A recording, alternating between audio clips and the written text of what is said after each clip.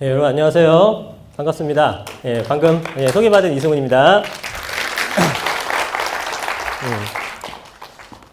요 책은 제가 공저로 얼마 전에 냈던 책인데요. 강의하면서 질문해서 답변해 주신 분이나 이런 분들한테 한번 드리도록 하겠습니다. 제가 앞서서 지금 소개도 해주셨고, 제가 지금 활동하는 것들은 이제 방송이라든가 여러 이제 매체나 강의 같은 것들 나가고 개인 컨설팅 같은 걸 좀 해드리고 있는데요.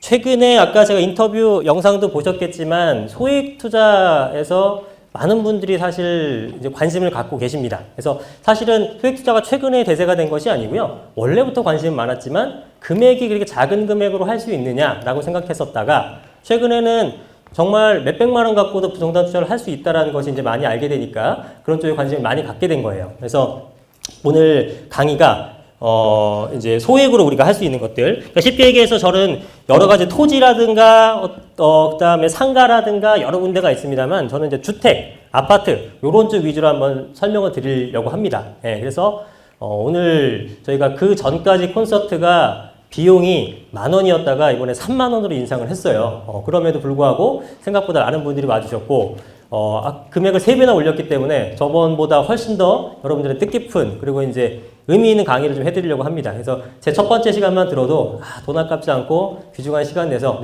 소중한 돈 냈지만 아깝지 않다 이런 느낌 날 정도로 제가 열심히 강의를 해보도록 하겠습니다.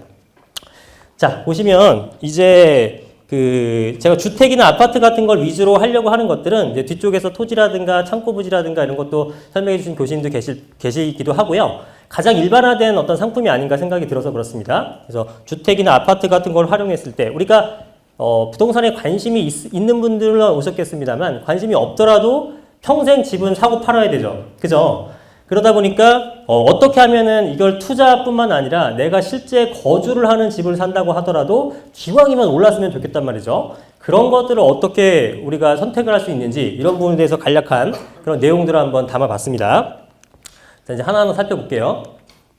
제가 앞에서 소개를 해줬으니까 소개 부분은 넘어가도록 하고요. 자, 소액 투자.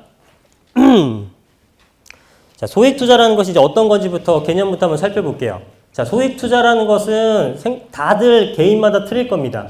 내가 비용이 아주 많이 있으면 몇억 정도는 쉽게 투자할 수 있는 사람도 있을 것이고 또 일반적으로는 그렇게 많은 금액의 여유 자금이 없다 보니까 몇천만 원 정도밖에 없다고 보시면 됩니다. 근데 여기 제가 써놓은 것처럼 소액 투자라는 것은 1,000만 원에서 한 5천만 원 정도, 심지어는 1,000만 원 미만의 금액들로도 충분히 투자를 할 수가 있어요. 그런 것들이 상품이 여러분 도처에 상당히 많이 널려 있습니다. 여러분들이 그걸 아직 모르셔서 그러는데, 자, 그런데 이런 소액 투자 같은 것들을 할 때 상품이 어떤 것들이 있냐면은 우리가 잘 알고 있는 아파트, 소형 아파트, 그 다음에 우리가 빌라라고 통칭하는 다세대 주택 같은 것들, 여기 그 다가구 주택하고 다세대 주택, 다중주택 뭐 이런 개념들이 있는데 다가구랑 다세대랑 차이점이 어떤 건지 아세요? 네. 네. 손 드신 거 아니신가? 네. 네. 다세대는 세대가 많은 집마다 이제 세대가 구성이 되어 있고 네. 주인이 한 명이죠. 맞습니다. 네. 박수 한번 쳐주세요. 네. 다가구는 전체 건물을 한 사람이 소유로 한 거고요. 다세대는 각 호별로 주인이 있는 겁니다. 그러니까 외관상으로는 똑같지만 실제 법률적으로는 전혀 틀리게 되는 거죠. 그래서 우리가 이제 소액 투자라는 것은 그러면 다세대 주택 투자가 되는 거겠죠. 이런 다세대 주택 투자, 그 다음에 원룸이라든가 소형 오피스텔 같은 것들도 이것도 이제 소액으로 들어가 투자할 수 있는 거고, 그 다음에 큰 평수의 어떤 건물이라든가 이런 것들은 그러면 소액 투자가 안 되느냐? 그렇진 않아요. 여기서 보시는 것처럼 네 번째 리츠라고 써 있죠. 리츠 같은 것들은 리얼 에스테이트 인베스트먼트 트러스트라고 써 있는데 쉽게 얘기해서 간접 투자 상품인 겁니다. 펀드로 생각하시면 돼요. 근데 그 펀드 상품을 부동산에 투자한다고 생각하시면 됩니다. 그러니까 십시일반 모아서 어떤 커다란 건물을 살 수가 있는 거죠. 그렇죠? 여러분들이 커다란 건물의 소유를 갖고 싶은데 내가 돈을 모아서 절대로 못 사잖아요. 그러니까 여기 계신 분들이 다 조금씩 모아서 그거를 사는 겁니다. 공동으로. 그죠? 그렇게 되면 거기에 일부 지분이긴 하지만 내가 그 건물의 소유권을 가져갈 수가 있는 거죠. 그런 형태로 하는 것이 리츠인데 사실 그동안은 그렇게 활성화되지는 못했었어요. 그러나 이제부터는 이런 리츠 상품 같은 것들이 대단히 활성화되고 있고 정부 정책에서도 여러 가지 인센티브를 주고 있다는 겁니다. 이런 것도 한번 우리가 생각을 좀 해볼 필요가 있다는 거죠. 일반적으로 우리가 개인적으로 투자할 때는 다세대 주택이라든가 원룸이나 오피스텔 그다음에 소형 아파트 이런 곳들을 일단 집중적으로 제가 말씀을 드릴게요. 아무래도 가장 밀접하게 연관이 돼 있는 그런 부분이기 때문에. 자, 그럼 소액 투자가 왜 이렇게 인기가 많으냐? 부동산은요, 거래량이 일단 많아야지만 가격이 좀 올라가는 부분이 있습니다. 이게 무슨 얘기냐면, 우리가 예를 들어 1억짜리 상품을 샀는데, 1억에 샀다가 1년 뒤에 1억에 되팔면, 그럼 손해를 전혀 안 본 건가요? 손해를 봤죠?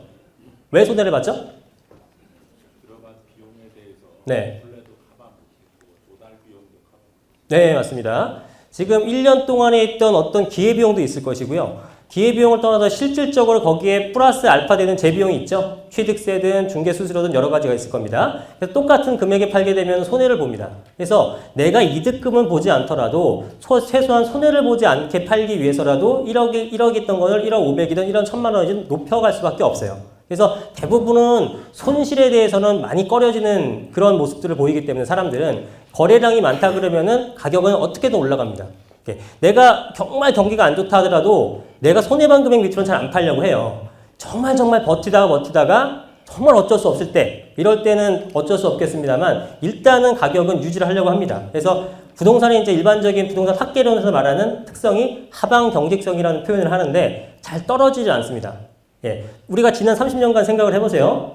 부동산 가격이 떨어진 데가 IMF 때랑 그 다음에 우리 글로벌 금융이 맞았을 때 그 두 번 외에는 떨어진 적이 없습니다. 부동산이라는 것은 평균적으로. 화폐 가치가 하락하면서요, 부동산은 기본적으로 상승할 수밖에 없는 상품이에요. 예, 그렇기 때문에 가격은 절대로 빠지지 않습니다. 자, 그런데 이 소액 투자 같은 것들은 많이 거래량이 일어날 수밖에 없죠. 왜냐? 돈이 많으신 분들보다 없는 사람 비중이 많기 때문에. 그렇죠? 자, 여기 100억 이상 자산가분 있으세요? 한 분도 없으시죠? 없으세요? 없나요?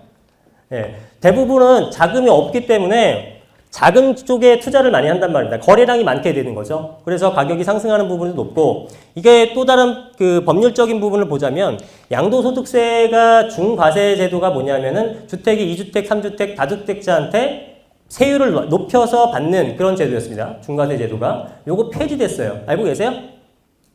전혀 모르셔서 답변 안 하시는 건가요? 다주택 중과세 제도는 2010년도, 2013년도 말까지 해서 폐지가 됐습니다. 그러다 보니 이제는 한 주택을 똑똑한 놈 얘들은 한 주택 사는 것이 아니라 여러 주택을 사서 팔아야 수익이 더 큰 거예요. 자, 무슨 얘기냐면은 우리가 5억짜리를 사서 10억에 팔았습니다. 5억의 차익을 얻었죠. 그럼 얘를 대략적으로 계산했을 때 5억에 대한 차익에 대해서 세금을 내게 되면 한 1억 7, 8천 정도 낼 거예요. 네. 그런데 5천만 원짜리, 이론적으로 5천만 원짜리를 10개를 사서 그게 1억씩 올랐습니다. 역시 똑같이 5억을 투자해서 5억을 벌었죠. 5천만 원짜리가 1억씩 10개가 됐으니까. 그런 경우에는 세금이 보통 한 6천만 원 전후밖에 내지 않습니다. 거의 세금만 1억 정도 차이가 나죠. 그래서 다주택자의 중과세 제도가 폐지가 되었기 때문에 가격적으로는 훨씬 더 메리트가 있다고 보여집니다. 소액 투자가. 자, 그러면 또 작은 금액의 환금성도 좋고 팔기가 쉽죠, 나중에. 그러니까 차익을 얻기가 쉬운 겁니다. 그래서 이런 여러 가지 이유 때문에 소액 투자가 인기가 많은 그런 모습이라고 보시면 됩니다. 자, 그럼 첫 번째로 우리가 요즘에 예전에는 아파트 상품은 일반적으로 많은 분들이 기본적으로 소비하는 그런 상품이었고요. 빌라나 다세대 같은 것들은 어떤 이미지가 있었냐면 좀 아파트를 사지 못하는 사람들, 그죠? 그래서 어쩔 수 없이 빌라를 구입하는 형태가 됐었는데 이제 그런 게 아니에요. 최근에는 다세대 같은 상품이요. 2년 전부터 좀 획기적으로 변화가 된 건 뭐냐면 예전에는 그 지하를 파면서 빌라를 지었어요. 그러다 보니까 지하에 뭐 곰팡이도 쓸고 대충 개인업자들이 짓다 보니까 대충 지어서 뭐 여러 가지 누수도 생기고 이런 문제가 많았는데 최근에는 굉장히 많이 발달했습니다. 공법적으로도 발달을 했고, 그다음 1층은 필로티로 넣고 2층부터 올라가는 형태이면서 엘리베이터까지 다 넣습니다. 옵션도 그렇고. 그래서 어떤 그 공사비라든가 이런 부분에도 아파트랑 큰 차이가 없고 거주 환경도 대단히 밝아졌어요. 좋아졌습니다. 그래서 아파트가 갖고 있는 어떤 그 단지 내의 커뮤니티 같은 것만 없을 뿐이지 내부에 실제로 사용하는 것들에 대해서는 아파트 못지않게 굉장히 좋아진 부분이 있습니다. 그래서 그런 것들도 빌라 시장 쪽으로 많이 오는 개념이고요. 가장 큰 거는 뭐냐면 아파트, 도심권에 있는 아파트 평균 가격이 서울 같은 기준에 하게 되면 보통 한 6, 7억 정도를 합니다. 네, 아파트 가격이요. 그 전세도 거의 80% 이상 되죠. 네. 여기 대부분 다 서울에 사시니까 느끼실 거예요. 아파트를 구입하기가 너무 힘듭니다. 그리고 전세를 구하기에도 너무 힘들고 그러다 보니까 직장은 회사는 강남이라든가 여의도라든가 도심이라든가 서울에 있는데 집은 너무 비싸니까 경기도 외곽 쪽으로 빠지거나 아니면은 왔다 갔다 출퇴근하기 어려운 분들은 서울 도심권에 있는 집을 아파트를 구하지 못하기 때문에 다세대 주택 쪽으로 옮겨가는 그런 현상을 보이는 거예요.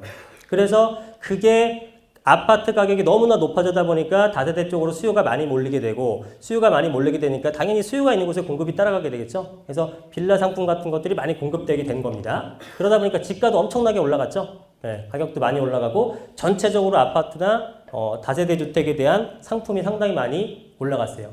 여기 계신 분들 중에 혹시 다세대 주택 이런 빌라 같은 거 투자하신 분 있으세요? 투자해보신 분? 한 분도 안 계신가요?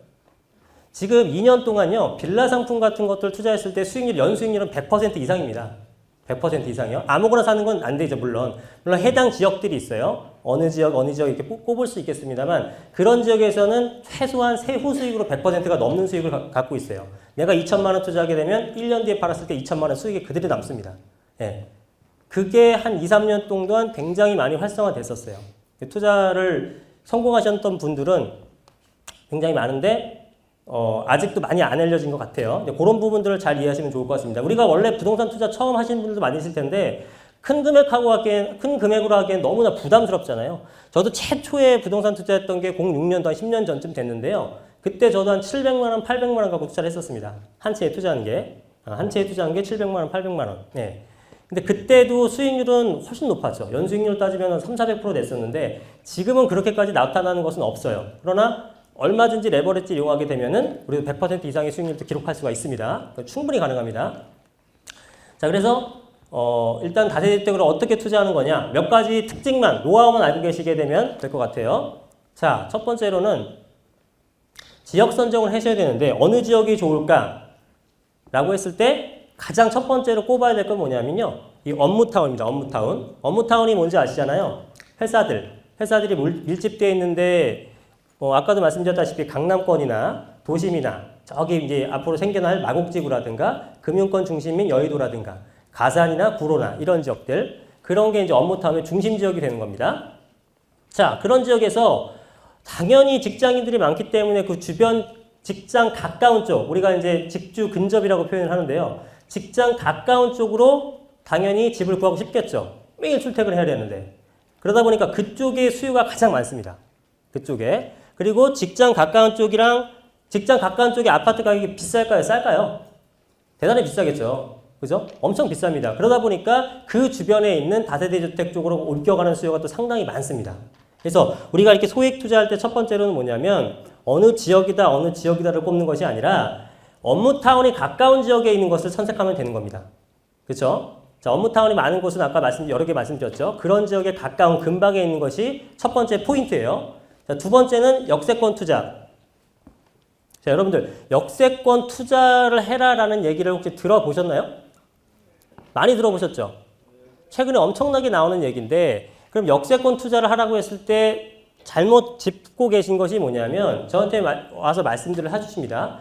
어떤 역인지 기억도 안 나요. 뭐 이상한 역을 말씀하십니다. 저 인천 저쪽 끝이나 아니면 경춘선 쪽에 있는 역세권에 가깝다라고 말씀들 하시는데 그거 아무 의미가 없는 거죠.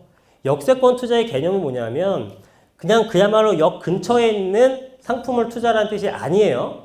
역세권 투자는 역 근처에 투자하는 게 아닙니다. 그것이 아니라 포인트는 첫 번째 업무타운에 가까운 쪽으로 사야 되는데 업무타운 가까운 쪽은 한계가 있겠죠. 공급량이. 그러다 보니까 거기에 지금 사람들이 예를 들어 강남을 기준으로 했을 때 강남이 상당히 많아요. 5만 명 정도의 직장인 수요가 있다. 라고 하면 주변에서 공급할 수 있는 거는 만여 세대밖에 안 되는 겁니다. 나머지 4만 세대는 어딘가 이동을 해야겠죠. 근데 그 지역이 아니라 그 지역을 빨리 갈 수 있는 대중교통을 이용해서 빨리 갈 수 있는 외곽 지역을 찾게 되는 겁니다. 그죠? 왜냐하면 우리가 대부분의 사람들은 우리가 자가 출퇴근을 못 하잖아요. 우리 자가용을 이용해서 출퇴근하는 것이 아니라 대부분 대중교통을 이용할 수밖에 없거든요. 주차장이 협소하다 보니까.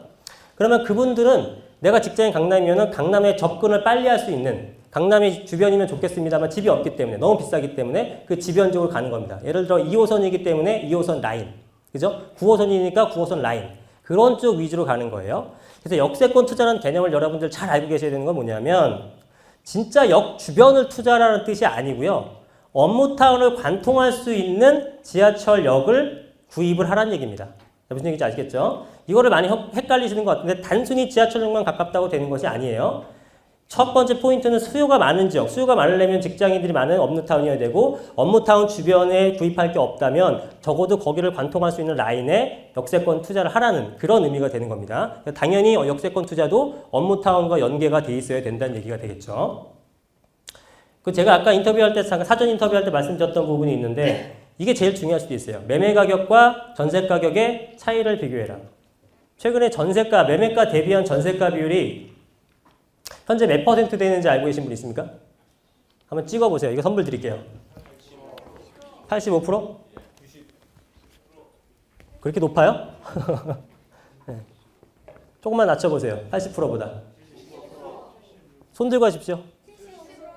네, 75%첫 번째 누구세요? 네, 이쪽 분 드릴게요. 네. 현재 전세가 비율 75%입니다. 여기 나와서 받으실 때는 박수 한번 쳐주세요.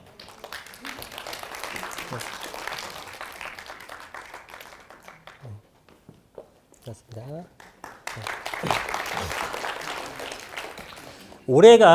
올해 초에 기사 발표했던 거는 70% 정도의 전세가 비율이 달성했다고 했습니다. 근데 최근 얼마 전에 발표한 건 75%까지 평균적으로 육박을 했다고 합니다. 자, 이게 중요한 이유는 뭐냐면 여러분들 소액 투자할 때는요, 지금 전세가를 이용한 투자가 제일 좋은 겁니다. 지금 여기서 말하는 수익 투자라는 것은 저는 이제 갭 투자라고 표현하는 차익형을 말하는 거예요. 차익형. 우리가 수익형 부동산이 있고 차익형 부동산이 있잖아요. 이 개념에서는 지금 차익형을 제가 말씀드리는 겁니다. 나중에 환매했을 때의 차익을 얻는 거, 그런 투자라는 건데 당연히 투자 금액이 적어야 투자금 대비한 수익이 높겠죠. 그러다 보니까 전세가 비율이 높은 걸 일단 선택을 하셔야 되는 거예요. 자, 지금 전세 제도라는 것은 우리나라 말고 또 어디가 하고 있죠? 전세 제도를 우리나라 말고 어디가 또 하고 있나요? 없어요. 우리나라만 하고 있는데 이 독특한 제도를 갖고 있다 보니까 전세가를 이용한 투자는 우리나라밖에 없는 거고 그것도 시점을 잘 잡으셔야 됩니다. 예를 들어 2010년도 지금부터 한 5, 6년 전에는요. 전세가 비율이 매매가 대비해서 50%밖에 되지 않았습니다. 그때는 전세가를 이용한 투자라는 자체 개념이 없었어요. 그러나 지금은 70%, 75% 연말 되게 되면 80%까지 육박을 할 것 같은데 그렇다 보니까 전세를 끼고 전세를 안고 사게 되면은 굉장히 비싼 것도 싸게 구입할 수가 있다라는 거죠. 그죠? 그리고 지금 아파트를 포함해서 재건축 아파트를 포함해서 평균적으로 75%가 되는 거지 오래된 기존 아파트라든가 재건축 제외를 하게 되면요. 여러분들 말씀대로 80%, 85%까지 이미 육박을 한 상태고요. 다세대 주택 같은 거는 90%가 넘었습니다. 예, 2억 5천 정도의 매매가라면 전세가 2억 3천씩 들어갑니다. 그러면 우리가 그 빌라를 사게 되면 2천만 원밖에 투자가 안 되는 거죠. 근데 전세가가 굉장히 가파르게 오르고 있어요. 그럼 2억 5천에서 2억 3천의 전세를 안고 샀는데 2년 뒤가 되니까 전세값이 2억 5천이 됩니다. 그러면 그때 매매를 해서라도 차익을 얻을 수 있을 뿐더러 매매 차익을 안 한다 하더라도 일단 2년 만에 원금 상환은 다 된 거죠. 예, 원금 상환은 2억 5천 투자해서 2년 뒤 2천 다시 받았기 때문에 원금 상환은 다 된 겁니다. 그리고 편안하게 갖고 가시면서 나중에 가격이 오르면 파시면 돼요. 물론 지역별로 단기적인 수익을 얻을 것인지 중기적인 수익을 얻을 것인지 장기적인 수익을 얻을 것인지 다 틀립니다. 여러 가지 세분화해서 계산해 볼 건 있겠습니다만 어쨌든 전세가가 상승하는 상황에서는 어떤 굉장히 안전한 투자가 된다는 거예요. 최근에 전세 가격 계속 앞으로 전세 가격이 좀 떨어질까요? 어떻게 생각하세요? 계속 올라갈 것 같지 않으세요? 올라갈 수밖에 없는 이유는 전세가를 떨어뜨릴 수 있는 방법을 모르는 게 아니에요, 정부가. 떨어뜨릴 수 있는 방법은 뭐가 있냐면 공급량을 늘려주는 겁니다. 아주 간단하죠. 전세량 공급, 공공임대주택을 많이 늘리면 되는 건데 그걸 지금 왜 안 하고 있죠? 왜 안 하고 있을까요? 그렇죠. 개인 부채도 늘어나게 되고요. 가장 궁극적으로는요. 정부가 공공임대 정책을 쓸 수가 없습니다. 네, 그죠? 지금 그 역할을 해주는 게 LH공사에서 하는 건데 LH공사가 사실 다들 공공연하게 알고 있지만 부채가 상당히 많죠. 그러다 보니까 공공임대 정책을 쓰기가 굉장히 어려운 실정이에요.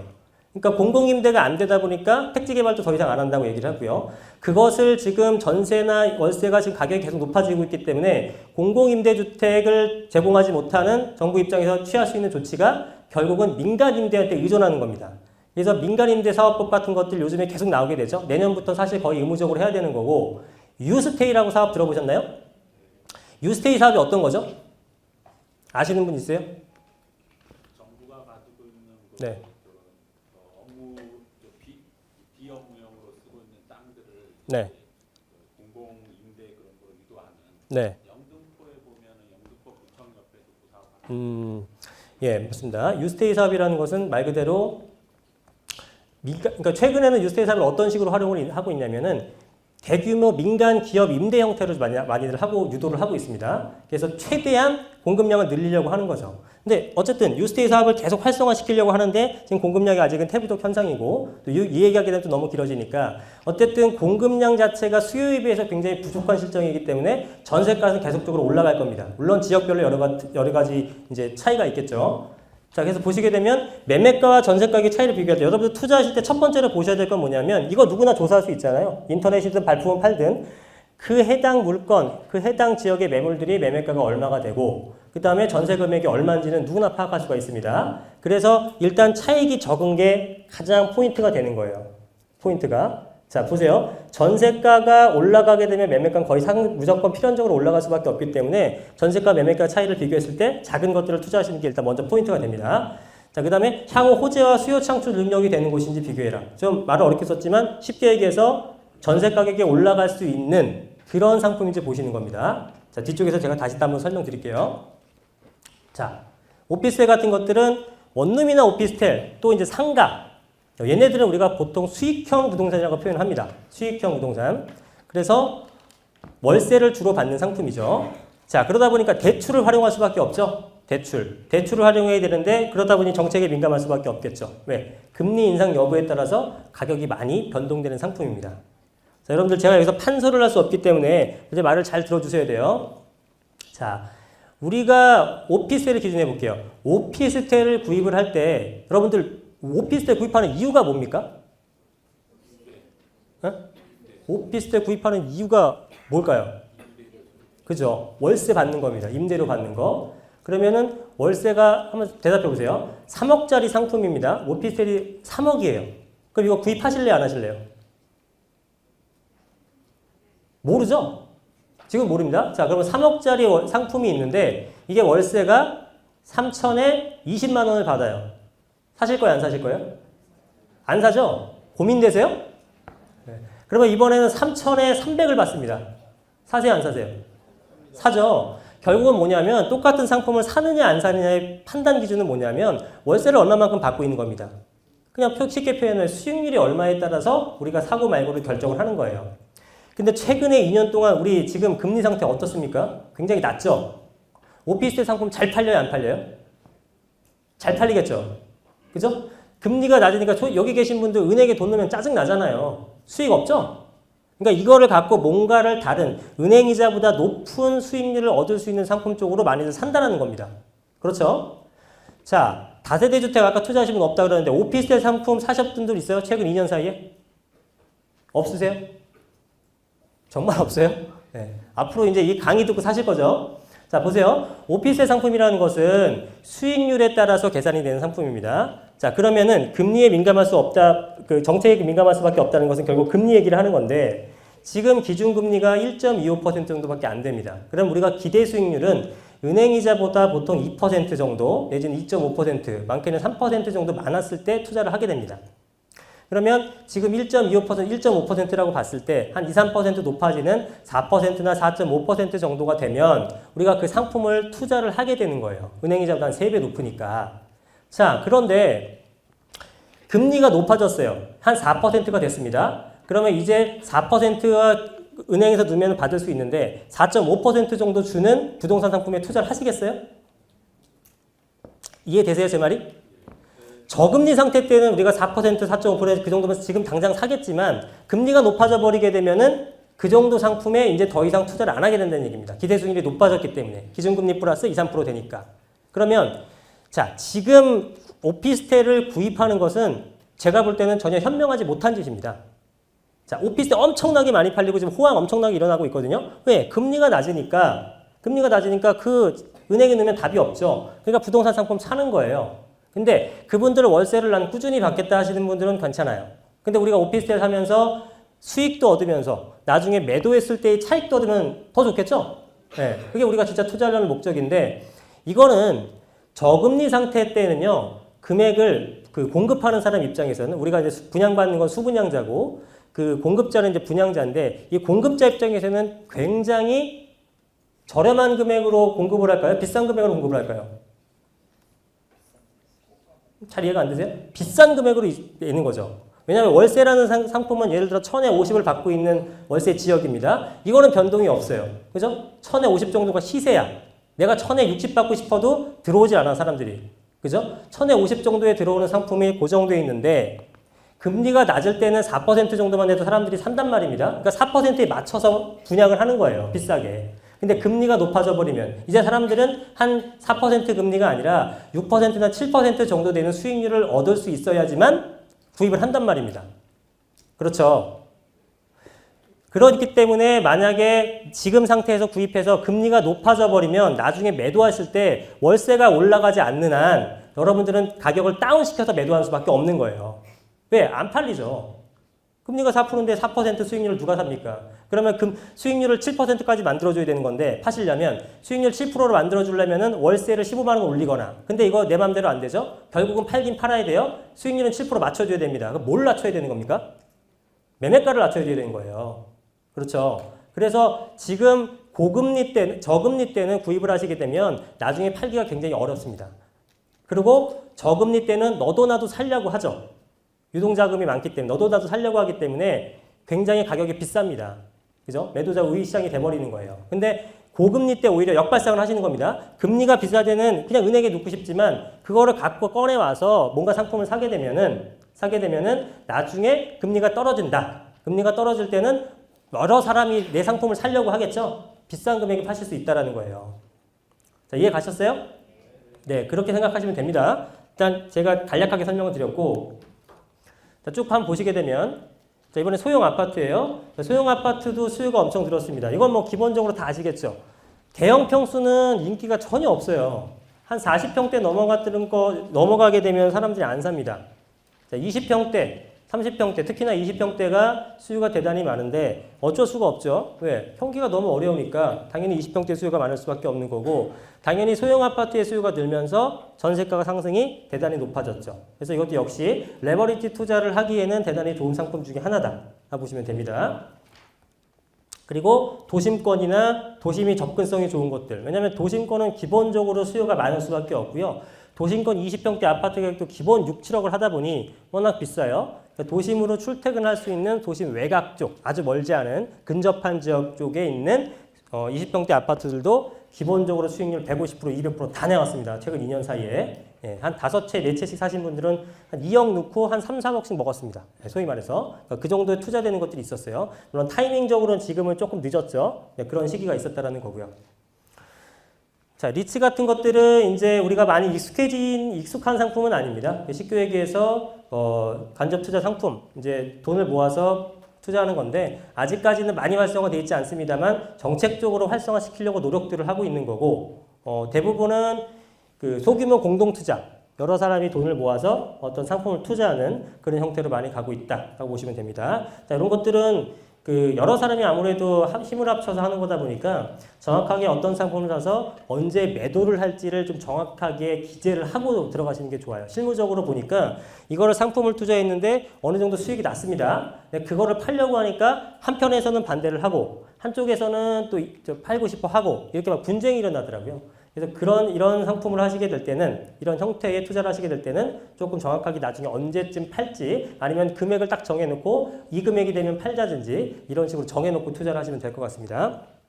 이런 것들은 최근에 이제 경매 같은 것들 많이 하거나 아니면은 매물을 여러 개 구매하거나 아니면 통 건물 같은 것들을 여러 사람이 모아서 하는 형태가 많아요. 자, 그런데 이게 어떻게 보면은 여러분들 투자할 때는 가장 중요한 내용일 수 있습니다. 자, 아까도 잠깐 언급해 드렸지만 전세가랑 매매가 상관관계가 어떤지 한번 보겠습니다. 자, 소형 주택에 대한 수요가 많아졌던 여러 가지 이유는 일단은 대부분 다 우리가 이제 핵가족화 됐죠. 네, 대가족이 없어졌습니다. 그래서 굳이 방이 많은 커다란 집이 필요가 없어졌죠. 3, 4인 가족이 대부분이고, 그다음에 작은 평수의 규모, 집들의 구조가 대단히 좋아졌습니다. 그렇죠? 웬만하면 드레스룸도 있고, 또 발코니 확장이 합법이다 보니까 넓히게 되면은 25평, 뭐 우리가 충분히 살만하죠. 3, 4인 가구가. 그래서 40평대 이상의 규모에 대해서 수요층이 대단히 많이 줄어든 겁니다. 자, 그리고 자녀들이 출가한 다음에 노부부만 남게 되죠. 자, 이런 분들, 그다음 베이비 부모 세대들 은퇴도 많아졌죠. 자, 이런 것도 이유로 당연히 은퇴 이후의 삶에 대한 비용이 좀 많이 들어가잖아요. 요즘에 우리 50세, 60대면 은퇴가 되는 건데 100세 시대라고 하니까 길게 잡으면 4, 50년 정도를 뭔가를 해야 된다는 얘기입니다. 예. 그런데 뭐 그 연세에 따른 어떤 직업을 구한다 하더라도 사실 비용이 많이 부족할 수밖에 없고, 그 은퇴 자금 같은 거 우리 퇴직금을 받거나 한다 하더라도 굉장히 부족한 경우가 많잖아요. 그러다 보니까 당연히 큰 집이 필요가 없겠죠. 우리가 이제 큰 평수에서 작은 평수를 갈아타는 걸 다운사이징이라고 표현하는데, 다운사이징을 한 이후에 남은 자금 갖고 은퇴 이후의 삶에 대한 비용으로 처리를 하는 겁니다. 그러다 보니까 당연히 대형 평수는 공급량이 늘어나게 되고 소형 평수는 또 신규 창출 수요가 생겨나게 된 거죠. 그러니까 작은 주택에 대한 소형 주택 수요가 상당히 많아지고 있다는 겁니다. 자, 결론은 경기가 어렵다. 그죠? PIR이라는 것은 뭐냐면 우리가 집을 살 때까지의 돈을 모아서 얼마만큼 걸리는지 시간적 개념을 수치화한 개념입니다. 근데 저게 대단히 높은 편이에요, 우리나라 같은 경우는.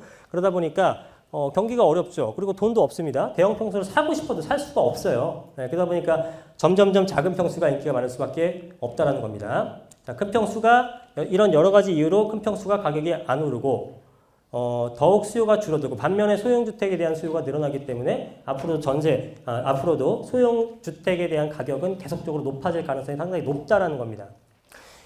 자, 여러분들 요즘에 대형 평수랑 소형 평수랑 어떤 것을 더 많이 짓고 있죠? 소형 평수가 많이 짓고 있죠. 그럼 소형 평수가 공급량이 늘어난다는 뜻이잖아요. 그럼 우리가 경제학적으로는 소형 평수의 공급량이 늘어나면 가격이 떨어져야 돼요? 올라가야 돼요? 근데 떨어지나요? 왜 안 떨어질까요? 공급을 그렇게 많이 해야 되는데? 네? 공급량이 늘어나긴 했지만 수요층이 훨씬 더 많기 때문에 그렇습니다. 당연히. 수요 초과 현상이 나타나는 거예요. 반대로 대형 평수를 갖고 계신 분들은 어떤 생각을 하냐면은 한동안 그리고 당분간 계속 대형 평수 공급이 없었다라는 점을 들어요. 대형 평수 공급이 없었기 때문에 이제 대형 평수의 가격이 올라갈 때가 되지 않았느냐 이렇게 얘기를 하는데, 실제로는 공급량 떨어진 것보다 수요층은 더 많이 떨어졌죠. 그러다 보니까 대형 평수는 가격이 올라가기가 앞으로도 쉽지가 않습니다. 예, 뒤에 제가 내용을 적었는지 모르겠는데 지역별로 약간씩 틀려져요. 그거는 또 한번 설명드릴게요. 자, 소형주택 수요 흐름입니다. 자, 10년 전 그때만 하더라도 우리가 대형주택과 소형주택의 가격 차이는 하늘과 땅이었습니다. 자, 어디가 하늘이었나요? 대형주택이 월등히 비쌌습니다. 소형주택과 대형주택에서 대형이 크니까 절대금액 자체가 비싼 것이 아니고요. 평당 가격 자체가 대형이 훨씬 더 비쌌어요. 대형이 한 20억 하게 되면요, 소형 아파트는 5억밖에 안 했습니다. 그죠? 그런데 완전히 역전됐죠. 지금 대형이나 소형이나 금액 차이가 별로 안 납니다. 평당가는 소형이 훨씬 더 비싸게 되고, 그렇게 갑자기 트렌드가 확 바뀌었습니다. 자, 근데 이후에 경기가 어려워지면서 소형 평수 수요자가 월등히 많아졌고, 작년 같은 경우가 거의 역대 최고로 거래량이 많았던 시기예요. 부동산 투자했을 때. 근데 아파트 거래량이 86% 정도가 20, 30평대의 거래였다는 얘기입니다. 그러니까 그 많은 작년에 거래량이 있었습니다만 대부분이 30평대 미만의 아파트 거래가 된 거였고요. 대형 평수의 거래는 여전히 인기가 없었다는 겁니다. 그래서 저점을 찍고 조금 올라오긴 했지만 소형 평수나 30평대 같은 중소형 평수 같은 게 올라간 거에 비해서는 턱없이 부족하게 상승을 못했다는 얘기죠. 예. 자, 7, 8년 전에 금융위기 이후부터 소형 평수 수요가 급격히 늘었죠. 왜? 경기 어려워졌기 때문에 큰 집을 살 수가 없었습니다. 자, 그러고 나서 소형 평수가 가격이 급등했고요. 대형 평수의 평당가를 앞지르게 되었죠. 자, 이때는 매매 수요도 많지가 않았어요. 왜냐하면 부동산 가격 상승에 대한 확신이 없었던 시절이었죠. 자, 여기 계신 분들 생각해 보시면 2010년도나 2011년도에 여기 구입하신 분들 한 분도 없을 수도 있어요. 그죠? 2010년도, 11년도에 아파트 산다 그러면 거의 바보 소리 들었던 시기였습니다. 근데 2010년도, 11년도, 12년도에 샀던 분들 엄청난 차익 올렸죠? 예, 수백 프로씩 차익 올렸습니다. 예, 거의 극소수지만. 예. 그래서 보시면 확신이 없었기 시작이기 때문에 대부분은 구입하지 않았어요. 근데 우리가 집을 구입하진 않더라도 어딘가 살긴 살아야 되잖아요. 그죠? 어딘가 살긴 살아야 되다 보니까 월세는 부담스럽고 집을 살려 그러니까 너무 가격이 앞으로 안 오를 것 같고 경기가 어렵다 보니까 그럼 다 뭘로 들어가죠? 월세 매매 아니면 뭐 남아요? 전세로 가는 거죠. 맞죠? 전세로 가게 되는 겁니다. 그러다 보니까 2010년도에 아까 말씀드렸다시피 매매가 대비 전세 비율이 50%밖에 안 되던 시절이었어요. 50%가 채 안 되던 시절이었습니다. 근데 불과 5년 만에 25%포인트가 올라버린 거예요. 왜? 다들 전세만 들어갔으니까. 너도 나도 전세. 매년 10%씩 올랐습니다. 매년 10%씩. 2년에 10%니까 변경할 때마다. 2년에 10%, 2010년에 50%, 12년에 60%, 14년, 15년도에 대해서 70%까지 간 거예요. 그게 계속적으로 오르고 있다는 얘기죠. 자, 그래서 이렇게 소형 평수의 전세가 몰리게 되고 건설사들은 미분양 리스크 우려 때문에 공급도 적극적으로 하지 않았었던 이런 시기였죠. 그래서 지금 현재 전국 아파트 전세가 비율이 75% 선에 다다랐다. 자, 이거는 뭘 의미하는 거냐면요. 지금이 75%라고 했죠. 그러면 연말 되게 되면 한 80% 정도 된다고 보시면 됩니다. 자, 이러면은 우리가 전세를 구하시는 분들이 또 어떤 생각을 하게 되면은 이제 매매 수요로 돌아설 수 있는 어떤 생각을 하게 되는 거예요. 왜냐하면 매매가랑 전세가랑 차익이 별로 없거든요. 그렇죠? 매매가 전세가 차익이 별로 없다 보니까 전세 수요가 매매 수요로 돌아설 수 있는 시점이 저는 80% 초반 정도라고 봅니다. 평균 80%라는 것은 90% 넘는 상품도 많아진다는 얘기가 돼요. 그럼 우리가 1년 중에 가장 그 거래가 갈아타기 수요가 많았던 시기가 언제냐면 봄철입니다. 봄철. 내년 봄철에 되게 되면은 다시 한번 가격이 확 뜰 수 있는 기회가 생길 수도 있습니다. 예, 올해는 잠깐 주춤하죠. 올해 잠깐 주춤하는 사이에 또 올해 70%였던 비율이 80%까지 또 육박을 하고 있습니다. 왜? 뭔가를 집은 사긴 사야겠는데 매매를 안 사게 되면 전세로 들어가는 거예요. 근데 예전에는 전세가가 낮았기 때문에 올라가도 사실 매매가가 변동이 없었는데 지금같이 전세가 비율이 높은 시기에서는 전세가가 높아지게 되면 매매가는 밀어 올려주게 됩니다. 예, 그러다 보니까 매매 수요로 돌아서던 전세로 계속 들어가던 간에 한 가격이 상승할 수밖에 없는 구조를 갖고 있는 게 우리나라 부동산 시장입니다. 자, 보시면은 우리는 자 24평하고 58평의 주택이 있습니다. 여러분들 어떤 거 하나를 공짜로 준다고 합니다. 어떤 거 선택하시겠습니까? 58평이죠? 고민될 거 아니죠? 네. 58평, 나 24평이 좋은데 58평 받은 다음에 24평 팔아서 24평 산 다음에 돈 남잖아요. 당연히 58평 사야 되는 겁니다. 받아야 되는 거예요. 근데 우리는 작은 주택을 우리는 작은 주택을 좋아하지 않습니다. 다 큰 주택을 좋아해요. 그러나 왜 안 사냐면 당장에 살 돈이 없으니까. 그죠? 그러면은 경기가 좋아지게 되고 소득이 높아지게 되면 그때는 대형 평수에 대한 수요가 늘어나게 되겠죠. 자, 극단적인 표현 해볼까요? 이건희 회장님이 소형 평수 사시겠습니까? 돈이 넘쳐나는데? 아니겠죠? 큰 평수를 살 수밖에 없습니다. 그런 분들은. 왜? 돈이 많으니까. 그죠?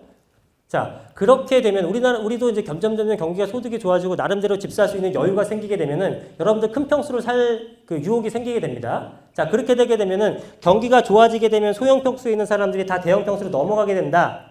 그러면은 대형 평수 그때 가격이 올라가고 소형 평수는 가격이 좀 떨어지지 않을까요? 경기가 좋아졌어. 맞아요? 그러면 지금 경기가 좋아진다는 전망을 하고 있다면 예를 들어 대형 평수를 지금 구입을 하셔야겠네요. 맞나요? 정말 그럴까요? 네. 자, 그럴싸하죠. 그럴싸합니다. 근데 제가 보여드릴게요.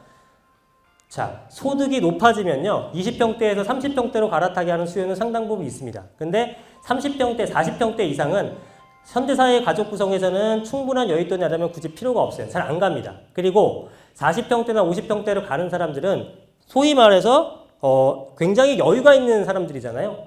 이 사람들의 특징은 뭐냐면요. 평수를 넓혀가기에 앞서서 지역 선정을 대단히 까다롭게 합니다. 지역 선정. 내가 돈이 굉장히 많아요. 그럼 여러분들 강남에 살고 싶은가요? 아니면 저기 또 지방에 살고 싶은가요? 강남에 살고 싶죠. 누구나 마찬가지입니다. 좋은 지역을 먼저 선정을 할 겁니다. 내가 여유가 있다면. 그렇기 때문에 대형 평수가 가격이 상승하는 거는요. 돈이 많은 사람들이 대형 평수로 옮겨줄 때 가격이 상승하는 건데 이 사람들은 지역을 먼저 선정한다 그랬죠. 그러면 결론은 뭐냐면 대형 평수는 지역 자체도 좋은 것만 선별적으로 가격이 오른다는 겁니다. 경기가 좋아진다고 하더라도. 그러면 우리가 일반적으로 조금 소득 수준이 낮은 사람들이 사는 그런 지역도 있습니다. 그런 지역에 대한 대형 평수는요. 가격이 올라가기 정말 어렵습니다. 예. 그럼 강남이 올라가면서 순차적으로 오르지 않겠느냐라고 하는 분도 있겠습니다만 강남이 오르고 저는 거기까지 전파가 안 된다고 봅니다. 그래서 지역적으로 우리가 뭐 목동이니 분당이니 뭐 판교니 강남이니 이런 소위 말해서 좀 소득 높은 그런 사람들이 사는 그런 지역 자체의 대형 평수는 충분히 가격 반등의 여지가 남아있지만 그렇지 않은 지역에서는 대형 평수 가격이 올라가기 대단히 어렵다고 봅니다. 왜냐하면 수요층이 거기까지 가지 않기 때문에. 개인의 생각이에요. 자, 그럼 소형과 대형의 수요 변화가 어떻게 될 거냐면 그럼 소형 평수는 어떻게 되냐면 20평대 수요자가 30평대로 갈아타게 한다면 20평대 수요가 줄어들어서 가격이 좀 떨어지지 않을까라고 생각할 수도 있겠죠. 그런데 20평대의 아파트는 신혼부부들이 제일 먼저 선택하는 아파트입니다. 대부분은 신혼부부들이 20평대부터 시작을 하고 30평대나 40평대부터 시작하는 집은 거의 없죠. 네. 그렇기 때문에 신규 창출 수요가 대단히 많은 겁니다. 그래서 소형 평수는 수요가 굉장히 탄탄하게 받쳐지면서 신규로 들어오는 수요도 많기 때문에 공급량이 어느 정도 일정 부분 있다 하더라도 수요가 그것을 충분히 커버할 수 있는 수준이 됩니다. 그래서 가격 자체가 떨어지지 않고 계속적으로 오를 것이다라고 제가 전망을 해볼 수가 있습니다.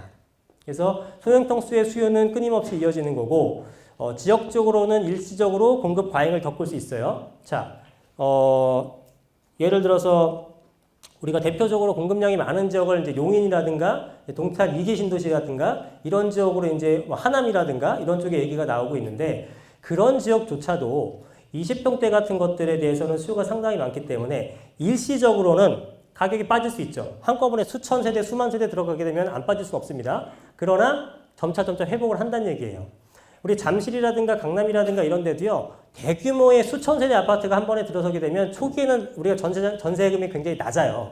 그러나 2년 뒤에는 한 2억 오르고 또 2년 뒤에는 한 또 2억 오르고 결국은 제자리를 찾아가거든요.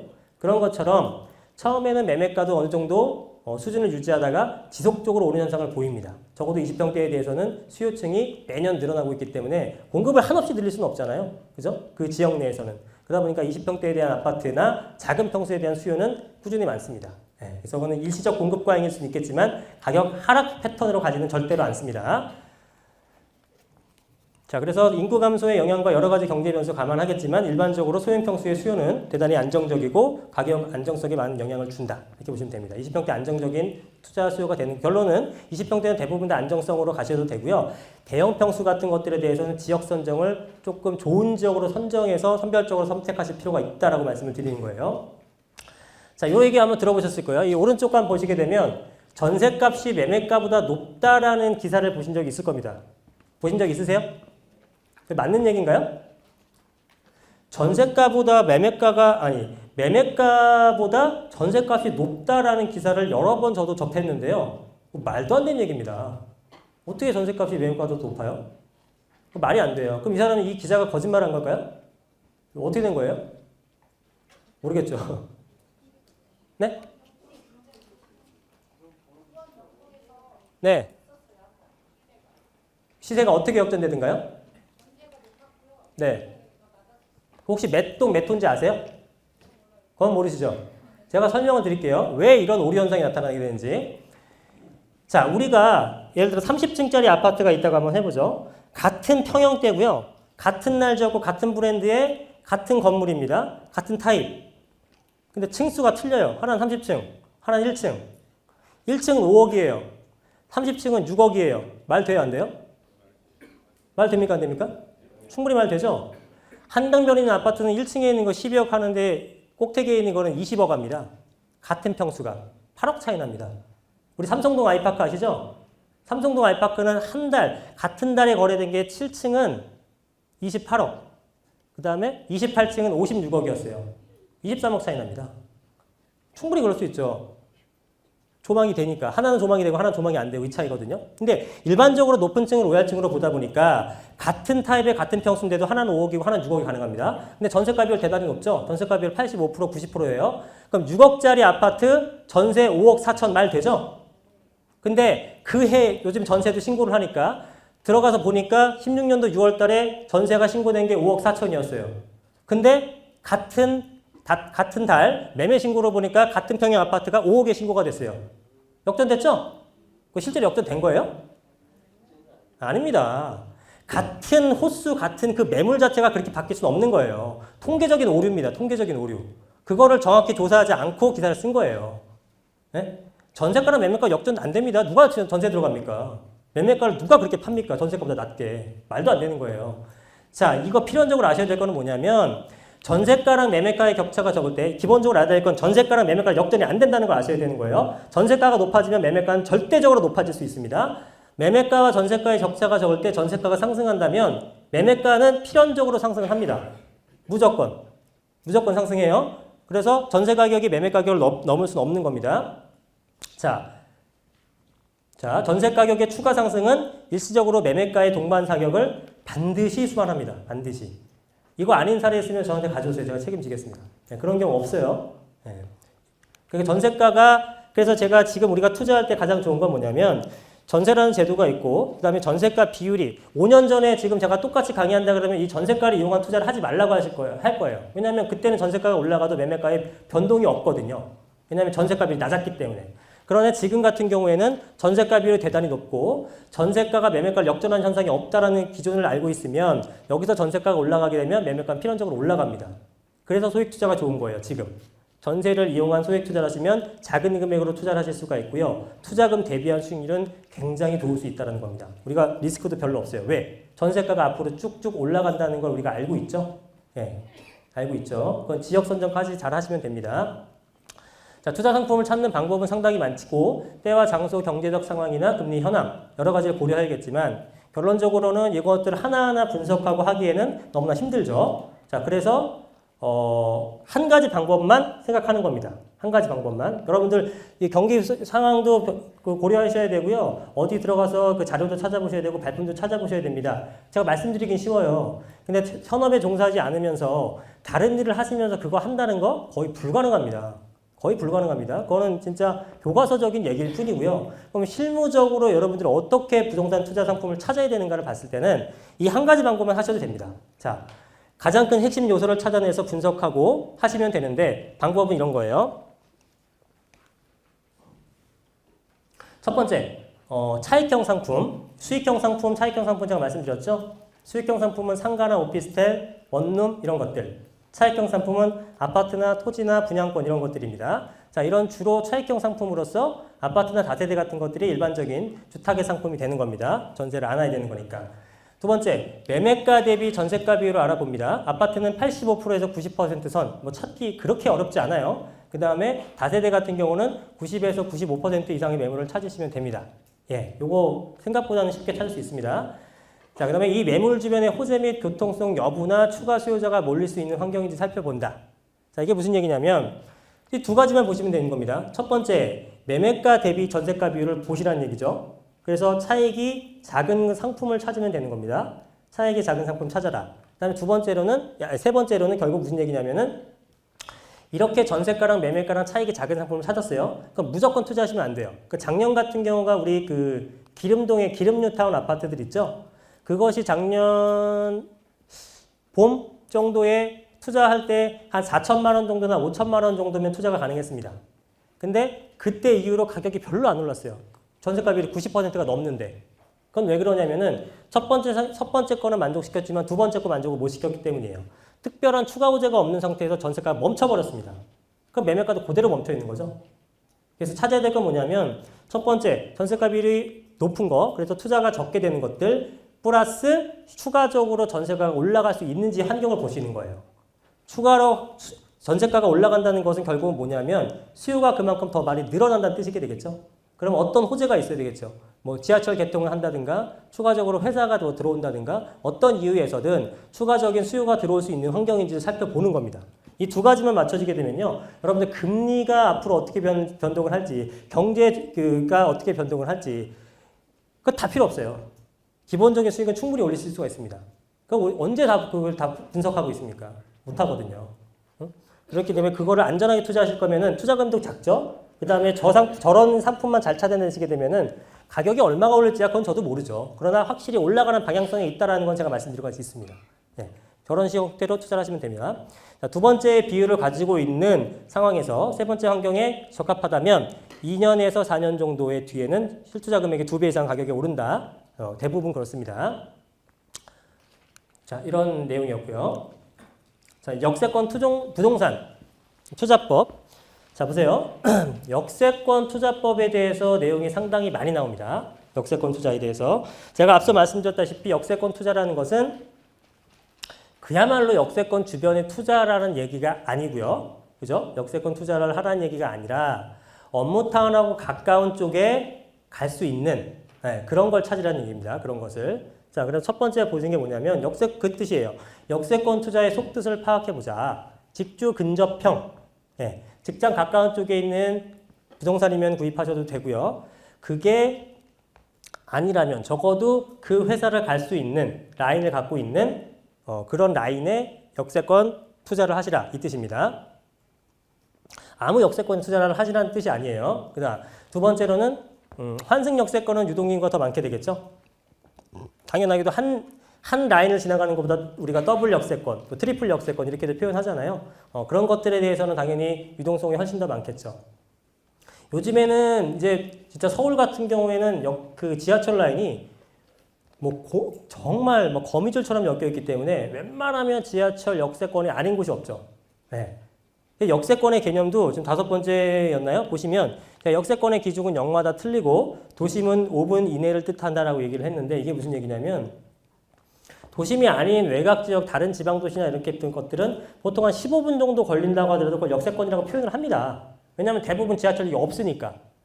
근데 서울 같은 경우는요. 어지간하면은 어느 지역에 어떤 주택이나 아파트를 산다 하더라도요. 15분이면은 지하철역 안 가는 곳이 없어요. 그럼 15분 역시 똑같이 기준이 15분이라고 하게 되면은 서울은 전 지역이 역세권이 되는 겁니다. 그죠? 기준이 틀려지는 거예요. 불과 우리가 15년 전 때는 한 10분, 15분 정도 거리도 역세권이라고 표현을 했는데 지금은 그렇지가 않아요. 5분. 그리고 점점 더 가까워지고 있어요. 나중에는 진짜 내 집에서 이렇게 지하철역이 보여야지만 역세권이 표현할 것 같아요. 그 정도로 가까워지고 있다는 얘기입니다. 그래서 우리가 초역세권들 표현을 하는데 역세권은 최대한 가까운 쪽이 좋다라고 얘기를 하는 겁니다. 왜냐하면은 대부분은 서울에 있는 직장인들은 대중교통을 이용하게 되고 대중교통의 가장 보편적인 것이 아무래도 이제 지하철이다 보니까 역세권이 부동산 가격에 영향을 미치는 제1순위 요소가 됐어요. 예전에 학군, 환경 다 아니고 현재로서 교통 편의성 그것을 가장 중요하게 본다는 겁니다. 그래서 환승 역세권은 유동인구가 더 많기 때문에 아무래도 주택이나 다세대 주택 같은 것들 아파트에 대한 영향을 많이 미치는 거고 한 가지는 상가는 별도로 분석 이렇게 써 있는 건 뭐냐면 착각을 많이 하시는데 환승 역세권 같은 경우는 사실은 가격을 대단히 비싸게 받습니다. 환승역이기 때문에. 근데 지상층에 있는 상가 같은 것들은요. 생각보다는 영향을 그렇게 많이 받지는 않습니다. 왜냐면은 우리가 환승 역세권 할 때 여러분들 환승할 때요. 2호선에서 9호선 환승한다. 그럼 2호선에서 갈아타기에서 9호선 갈 때 지상으로 나오세요? 안 나오죠? 그냥 지하에서 지하로 가는 겁니다. 그래서 환승 역세권이라고 해서 상당히 더 많은 유동성을 확보하지는 않아요. 그러니까 어느 정도 당연히 영향을 미치겠지만 그래서 그렇게 높게 평가하지 하실 필요는 없다는 얘기입니다. 자, 그리고 2호선이나 9호선 같은 경우가 황금 노선으로 불리는 이유는 뭐냐면 2호선이 9호선이 제일 좋은 라인이다 이런 얘기 들어보셨죠? 2호선 같은 경우에는 당연히 이 순환선이잖아요. 순환선이다 보니까 1호선부터 9호선까지 환승 안 되는 구간이 없죠. 다 환승이 됩니다. 그리고 이용하기 편리하죠. 그다음 9호선 같은 경우는 우리가 급행역도 있게 되고 또 나중에 지으다 보니까 강 이남에 있는 굉장히 좋은 라인들은 다 거쳐갑니다. 그죠? 김포공항서부터 마곡지구, 여의도, 흑석동, 그다음에 강남 라인 지나고 송파 라인 전부 다 지나게 돼서 강동, 하남까지 가게 되죠. 그래서 굉장히 좋은 코스를 많이 지나다 보니까 당연히 사람이 많을 수밖에 없어요. 오전에 9호선 타보신 분도 있을 겁니다. 엄청납니다. 사람 엄청 많아요. 그만큼 유동성이 많다는 얘기가 되겠고요. 이용객 수가 많을 뿐더러 유입성이 좋습니다. 유입성이 좋다는 건 뭐냐면 단순하게 이용객 수가 많다고 그게 부동산에 좋은 영향을 미치라고 볼 수는 없어요. 무슨 얘기냐? 만약에 어떤 라인이 한 20만 명 정도가 이용을 하게 되고요. 어떤 라인은 한 10만 몇 명 이용하게 되는데 10만 명 이용하는 라인 쪽에 아파트 가격이 더 올랐습니다. 자, 그건 왜 그러냐면은 20만 명 중에 우리가 실제로 직장인들이 이용하게 되면 상당히 좋겠지만 아주 어린 학생들이나 아니면은 노년층들 이런 분들이 대부분 이용하고 있습니다. 그럼 그런 사람들이 부동산 쪽에 시장에 참여를 할까요? 안 하겠죠, 그분들은. 그러니까 실제로 부동산 유효수요죠, 유효수요. 유효수요가 될 수 있는 것이 9호선이 가장 좋습니다. 그래서 9호선 라인들은 대부분 30, 40대 직장인들이 엄청나게 많기 때문에 부동산에 실질적으로 들어오는 수요가 상당히 많아요. 그래서 9호선 쪽이나 2호선 쪽이 가장 황금 노선으로 불리는 그런 이유 중에 하나입니다. 실제로 가장 가격이 높죠. 다른 라인보다. 자, 그리고 네 번째로는 같은 라인도 업무타운과의 근접성에 따라서 가격이 틀려진다. 그죠? 그러니까 우리가 이제 세분화해서 계속 생각을 해야 되는 건데 지하철 역세권이라고 다 좋은 건 아니고 업무타운하고 가까워야 된다. 그 중에서도 뭐 여러 가지 라인이 있죠. 분당선서부터 경춘선, 인천선, 뭐 1호선, 9호선 다 있는데 그 중에서도 어떤 라인을 하셔야 되냐면은 이렇게 황금 라인이라고 불리는 것들. 왜 황금 라인이냐면은 유동성 이용객 수가 가장 많고 실제로 직장을 지나쳐가는 그런 라인들이 좋다는 얘기입니다. 자, 그러면 그 의미에서 보시게 되면 예를 들어서 한 5호선 같은 걸 기준해 볼게요. 5호선 같은 경우에도 이 강서권 라인을 보게 되면요. 강서권 라인은 여의도라든가 우리 마곡지구라든가 이런 쪽을 다 거치게 됩니다. 그래서 상당히 나름대로는 이쪽엔 수요가 있는 편이에요. 위로 쪽 올라가게 되면 동북권 쪽으로 가게 되면은 그만큼 또 수요가 없어요. 그래서 같은 라인이지만 가격대가 좀 많이 틀린 편입니다. 그래서 결론적으로는 라인도 그렇게 중요한 것이 아니고요. 그 지하철역이 그 지하철 역사에서 주변에 있는 업무타운까지 얼마나 빨리빨리 갈 수 있느냐. 이게 가장 포인트가 되는 겁니다. 예, 그거를 가장 빨리 갈 수 있는 라인이 가장 좋은 라인이 되는 겁니다. 그래서 요거 몇 가지만은 여러분들이 파악해 두시면 되는 거예요. 자, 역세권 투자라는 거 대단히 중요합니다. 예, 역세권 투자 정말 중요해요. 왜냐하면 점점 양극화가 진행되면서요. 사람들은 점점 좋은 쪽으로 갈 수밖에 없어요. 좋은 쪽으로. 자, 우리가 그 지금 서울 도심권 전체를 놓고 보게 되면요.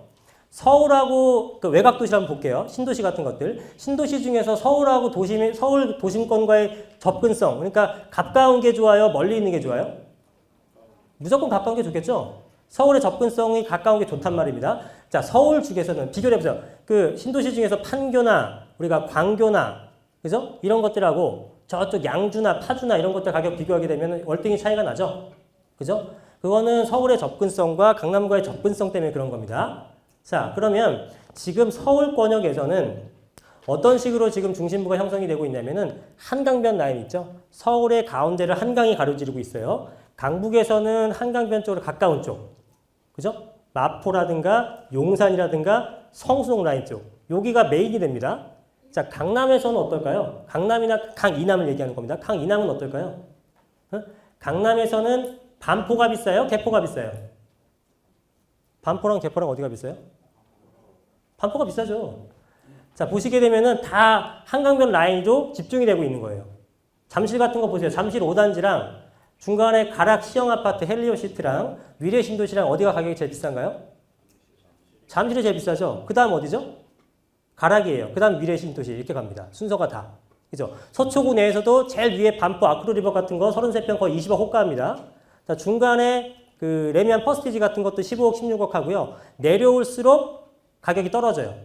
20억, 18억, 19억 하다가 15억, 12억, 중간에 한 사곡지구, 내곡지구 같은 거는 9억, 10억대까지 떨어집니다. 같은 서초구 라인인데 10억 차이가 나요. 33평 기준 했을 때. 더 내려가게 되면 과천, 인덕원, 평촌, 삼본, 안산 중으로 가격이 쭉 내려갑니다. 어디나 다 마찬가지예요. 뭐 다 한번 재보십시오. 그러니까 서울하고 가까운 쪽을수록 가격이 비싼 거고요. 서울 중에서도 한강변 라인 쪽으로 집중할수록 가격이 비싼 거예요. 강남에서도 반포가 제일 비싸고 그 다음에 반포, 청담, 삼성 이런 데가 제일 A급지가 되는 거고요. 그 다음에 대치, 역삼, 노년 이런 쪽이 B급지가 되는 거고 그 다음에 개포나 양재나 포이 이런 데가 C급지가 됩니다. 지금은 가격이 다른 데는 움직임이 없는 상태에서 개포 같은 경우는 막 재건축을 하고 있죠. 수요가 그쪽에 몰릴 수밖에 없다 보니까 가격이 올라가는데 모든 게 다 개발이 완료가 됐다고 치게 되면요. 이 입지는 바뀔 수가 없어요. 가장 좋은 것부터 가장 좋은 게 가장 높습니다. 개포가 4,000이면 중간에 대치는 4,500이고요. 반포는 5,000이 갈 수밖에 없습니다. 다 마찬가지예요. 강남을 제가 기준 말씀드린 것 뿐이고 역세권도 투자도 마찬가지예요. 역세권도 여기에 가까울수록 A급지, B급지, C급지가 되는데 지금 어느 정도 다 완료가 됐다고 했을 때는 보시게 되면 역세권 위주로 가격이 제일 높게 형성될 수밖에 없습니다. 미리 여러분들이 선점 투자하셔야 되는 거예요. 자, 한강변 쪽도 자, 우리 강남계에 계신 분들 물론 내가 열심히 돈 벌어서 강남 사서 부자가 되신 분도 있겠습니다만 강남에 살다 보니까 그냥 부자 되신 분도 많거든요. 그렇죠? 자, 이거는 양극화예요. 지금 우리가 강남의 아파트를 살려면 너무 부담스럽죠? 살 수가 없습니다. 그러면 제일 좋은 방법은 지금 강남처럼 돼 있지는 않습니다만 저렴하게 구입할 수 있지만 나중에 강남처럼 변할 수 있는 것들. 그죠? 그런 지역에 미리 선점 투자하시게 되면은 대단히 높은 차익을 올릴 수가 있는 겁니다. 그게 지역적으로 보면 한강변 라인이라고 보시면 되고요. 세세하게 지역적으로 보시게 되면 역세권 쪽이라고 보시면 됩니다. 양극화가 계속적으로 진행될 거기 때문에 그런 쪽에 지역 분석을 하셔서 매물을 구입하시면 되는 좋을 것 같아요. 그래서 조금 정리를 해보자면 역세권 투자는 지하철역을 하는 것이 아니라 업무타운 가까운 쪽에 있는 라인을 찾으시면 된다. 그 다음에 투자하실 때 간단하게 생각하시게 되면은 전세가와 매매가 비교했을 때 매매가 대비 전세가 비율이 높은 상품을 찾고 그 상품 자체가 추후에 전세가가 올라갈 수 있는지 여부를 판단하셔서 올라갈 수 있는 상품이다라고 하시면 구입하시면 됩니다. 자, 이해되셨죠? 좀 도움이 되셨습니까? 네.